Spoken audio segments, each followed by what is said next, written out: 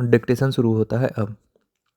There were four of them, Tony, Danny, Norbert and Alp, all in their 60s and retired on the face of it. Normal blocks, the sort you would easily walk by in the street. Norward, plump and round with Bobby Charlton, brown comb over hair, Ulf, thin and wiry like a whippet with a little Hitler mustache, which he regularly dyed to keep aging at bay. Danny, sporting big Superman type glasses, which he kept pushing up of his nose on a dome like head. A la Eric Morecambe and Tony Gray and dull in a John Major sort of way. Norwood used to be a greengrocer, Danny a lorry driver, Ulf a printer, and Tony worked for an insurance company, meeting once a week in the pub for a pint and a natter. They would put the world to right, pontificating on politics, sport, tally, etc. They gave off the air of complete comradeship. The four musketeers on a suburban night out, kited out in Marks and Spencer, patterned sweaters and plain socks from Primark.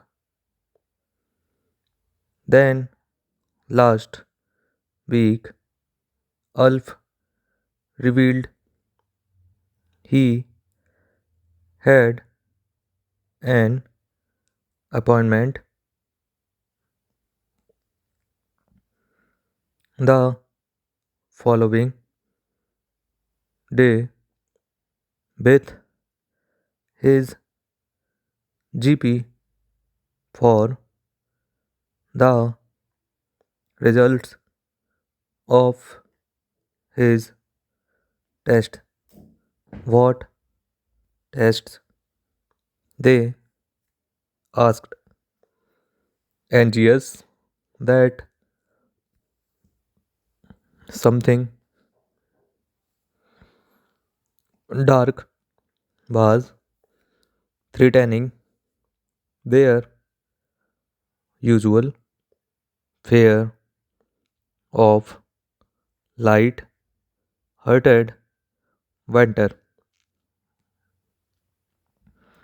Ulf said his missus was worried because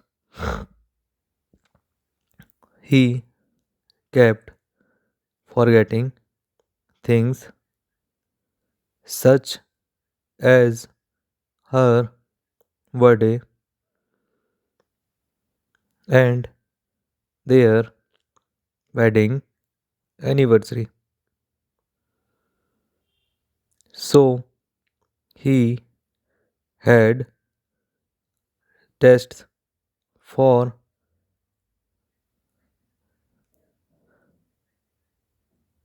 dementia.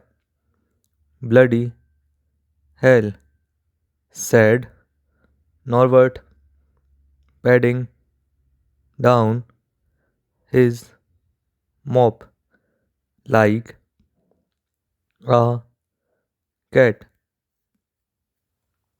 preparing for a snooze. Ulf tapped away at his task before adding, I am not going to end up being doolally.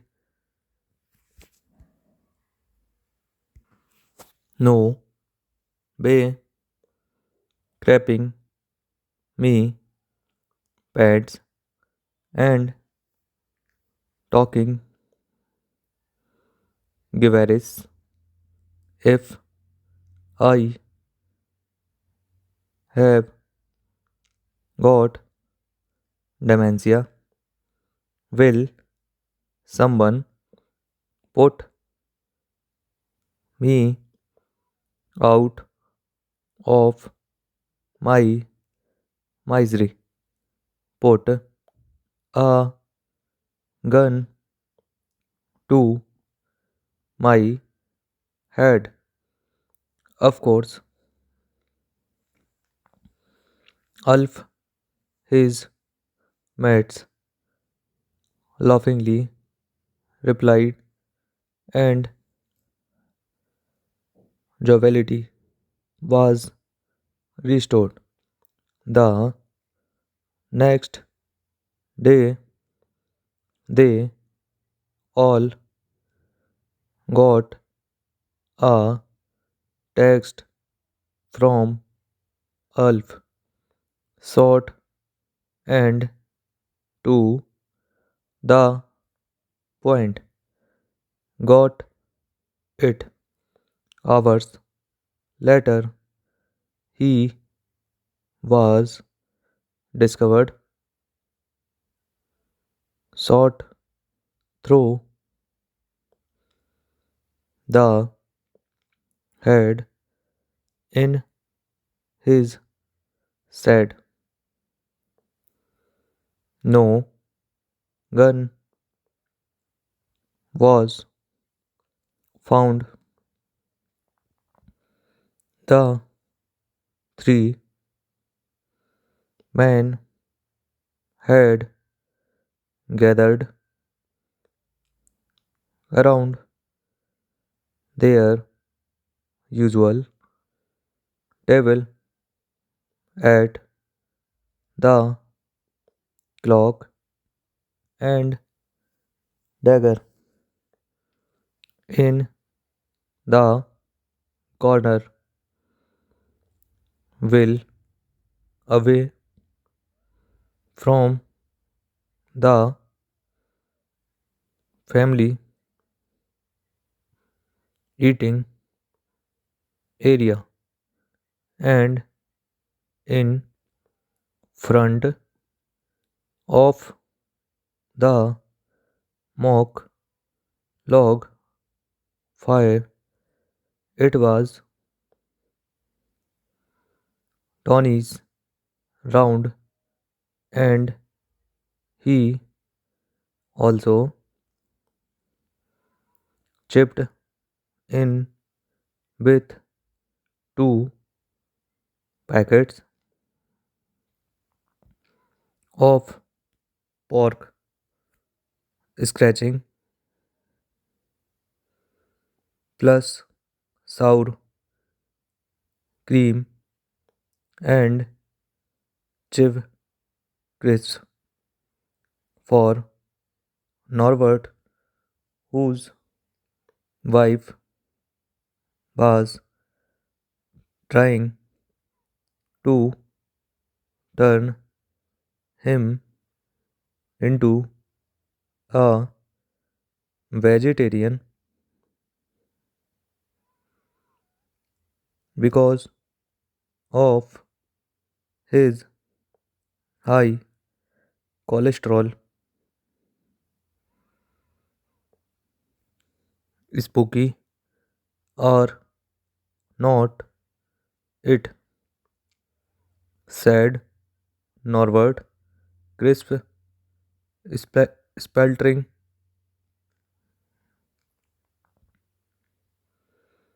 over his black, black Sabbath t-shirt.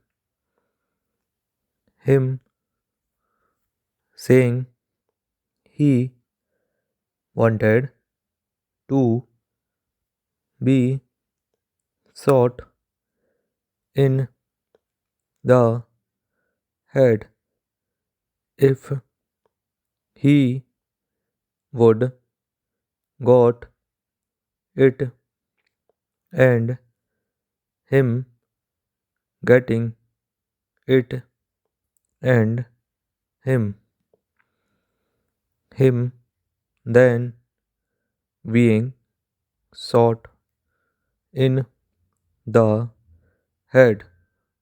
Bloody coincidence, said Tony, crunching away at a particularly rocky piece of scratching. Not really, Tony, said Danny, who spoke in a broad black country accent like the character Timothy spell played in of Widerson. Pat, what do you mean? Asked Norbert.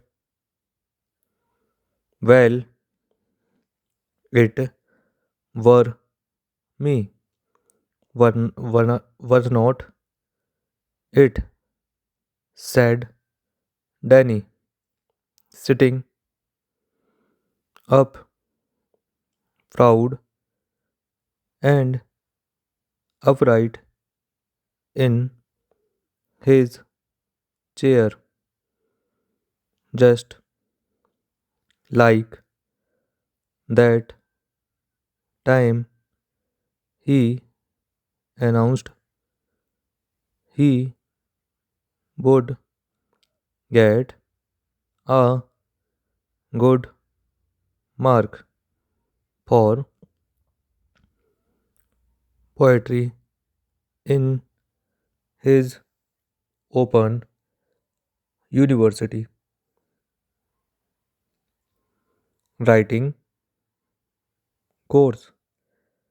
Everybody has secrets, things they don't tell their spouses or even their best mates. Sometimes you keep secrets for good reasons.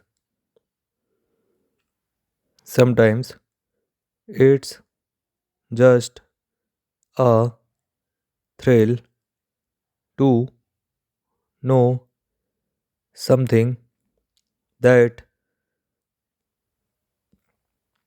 others don't. But whatever the reason, worried deep in your subconscious